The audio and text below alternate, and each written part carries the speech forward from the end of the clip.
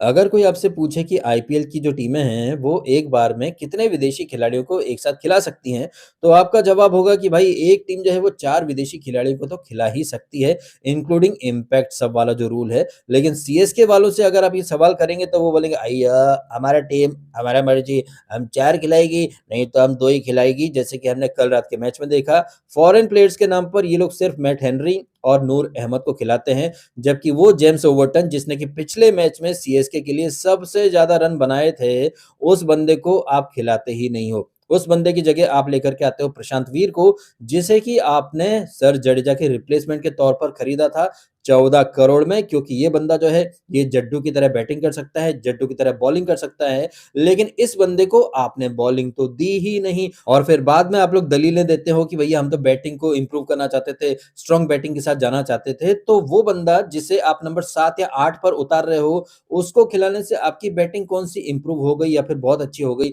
अगर आपको batting improve करनी थी, तो आप प्रशांत वीर की जगह उर्विल पटेल को लेकर के आ जाते और अगर आपको बैटिंग इतनी ही इम्प्रूव करनी थी, तो आपका जो कप्तान है यानी कि ऋतुराज गायकवाड़, वो तो इतनी बुरी तरह से हग रहा था बैटिंग के नाम पर कि पूछिए मत। टी20 में टेस्ट मैच के ऑडिशन दे रहा था ये गायकवाड़। ये तो भला हो महात्रे का, दुबे का और सरफराज का, जिन्होंने ताबड़तोड़ इनिंग खेल करके 200 के ऊपर पहुंचा दिया सीएसके को। अदरवाइज जिस अंदाज में गायकवाड़ साहब खेल रहे थे, ये देख करके लग रहा था कि ये बंदा चाहता ही नहीं है कि टीम 180 या फिर 200 बना पाए, क्योंकि बहुत ही टुकटुकाना अंदाज था। हालांकि इससे पहले यानी कि गायकवाड़ से पहले संजू सैमसन, जो कि वर्ल्ड कप में 3 बैक टू बैक अच्छी इनिंग खेल करके आया है, इस वजह से ज्यादातर लोग इंक्लूडिंग मी संजू सैमसन के ऊपर बहुत हार्श नहीं जाना चाहते, क्योंकि अभी वो हमें वर्ल्ड कप जिता करके आया है। लेकिन जिस तरह से संजू सैमसन का परफॉर्मेंस जा रहा है, पिछले मैच में फ्लॉप और कल भी फ्लॉप। हालांकि फ्लॉप होने से पहले संजू सैमसन ने थाला को ट्रिब्यूट दिया है, 7 गेंदें खेली और 7 रन बनाए। वैसे संजू सैमसन फ्लॉप होगा, इसके बारे में तो मैंने कल ही आपके सामने वीडियो में बातें बोल दी थी कि संजू सैमसन का जो रिकॉर्ड है, वो बेहद बकवास रिकॉर्ड है इस ग्राउंड के ऊपर। खैर संजू फ्लॉप होता है, गायकवाड़ फ्लॉप होता है, लेकिन म्हात्रे, दुबे और सरफराज ये रंग जमा देते हैं और सीएसके की टीम को आराम से ये लोग 200 के पार पहुंचा देते हैं। 209 रन का टारगेट सेट होता है, लेकिन ये टारगेट कितना आसान था पंजाब के लिए, ये आपने देख लिया जब प्रियांश आर्या आता है और मात्र 11 गेंदें खेलता है, 39 रन मार करके गेम को वहीं के वहीं किल कर देता है। और बाद में जो फॉर्मेलिटीज थी, वो प्रभसिमरन, कूपर कॉनोली और पंजाब का कप्तान यानी कि श्रेयस अय्यर, वो ताबड़तोड़ 50 मार के कंप्लीट कर देते हैं जीत की जो फॉर्मेलिटीज थी। अब ये तो हो गया मैच का एक मोटा-मोटा सा लब्बो-लुभाब कि किसने ज्यादा रन बनाए, किसने कम रन बनाए, कौन अच्छा खेला, कौन नहीं खेला। अब जरा इन चीजों से हट करके बड़े ही इंपॉर्टेंट टॉपिक पर आ जाते हैं और ये टॉपिक है कि क्या कल सीएसके वाकई में जीत के लिए गई थी या फिर सीएसके वालों ने हारने का पैसा खाया था।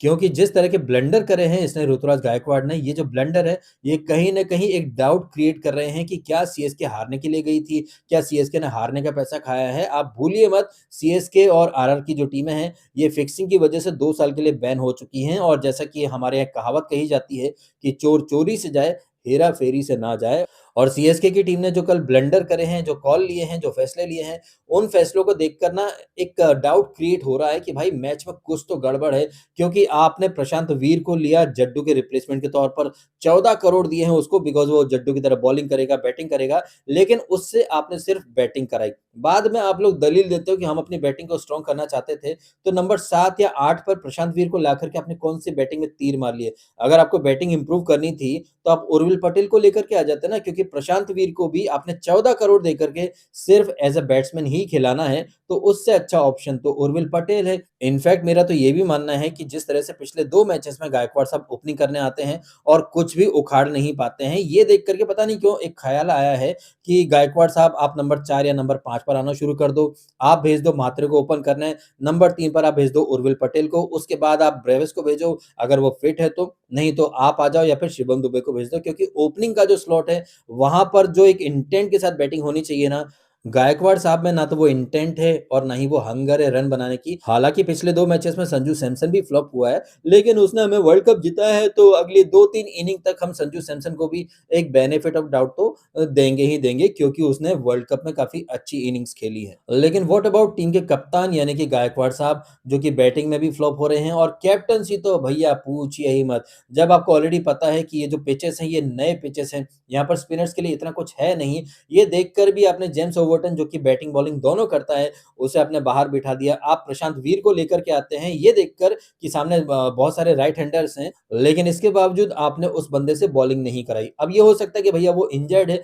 तो जब आपको पता है कि वो खिलाड़ी इंजर्ड है, तो उसकी जगह प्रॉपर बैट्समैन को ले लेते ना भाई साहब। आपको 4 ओवरसीज़ प्लेयर खिलाने थे, लेकिन आपने नूर अहमद और मैट हेनरी को खिलाया। आप इनके साथ-साथ इसको मैथ्यू शॉट को ले सकते थे या फिर ओवरटन को ले सकते थे, लेकिन नहीं। और ये जो बातें हैं या फिर ये जो ब्लंडर करे हैं सीएसके वालों ने, ये देखकर ना कोई दूध पीता बच्चा भी बोलेगा कि यार कहीं मैच में फिक्सिंग तो नहीं है, क्योंकि ये जो प्लेइंग 11 थी या जो इंटेंट था गायकवाड़ साहब का बैटिंग के दौरान और कैप्टेंसी के दौरान, वो कहीं से कहीं तक गवाही नहीं दे रहा था कि आप जो हो वो जीत की सोच भी रहे हो। अब हो सकता है कि बहुत सारे लोग आएँ और सीएसके को और गायकवाड़ को डिफेंड करें, तो मैं उनसे बस इतना ही कहना चाहूँगा कि जब ये सीएसके वाले पहला मैच हारे थे, तो मैंने भी इस टीम को बेनिफिट ऑफ डाउट दिया था। मैंने कहा था कि भई बारिश हो गई थी मैच में, कंडीशन जो है वो सीएसके के अगेंस्ट थी, लेकिन कल क्या हुआ? कल तो सारी कंडीशन आपके हिसाब से थी। आपका होम ग्राउंड था, पिच कैसा बनवाना है ये आपके हाथ में था, प्लेइंग 11 कैसी चुननी है ये आपके हाथ में था, लेकिन आपने देखा कोई हंगर, कोई जुनून, कोई इंटेंट दिखा ही नहीं गायकवाड़ में।